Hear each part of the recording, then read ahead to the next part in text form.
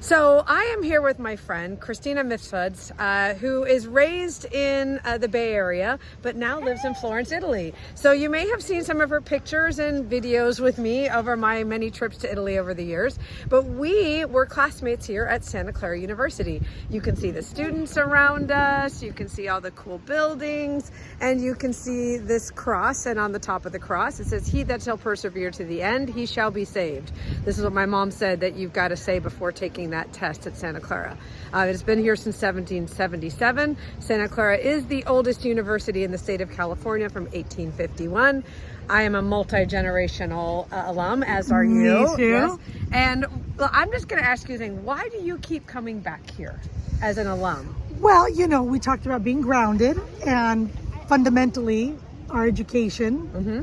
But I think it's a sense of familia, the sense of community. That's something we shared, a part of our life here that was quite intimate, some nights more than others. But as you say, this is a place of great family and community. Yes. So yes, you keep dipping back into that. Right.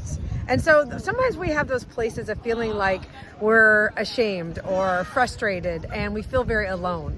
And we do have places of community. Sometimes it's maybe somebody you haven't seen in a long time that maybe you just need a familiar voice. Or in our case, we keep coming to have a familiar space that grounds us. So find those places of familiarity, of community, and get the support you need. And also find your buddies to celebrate with as well. Celebrate.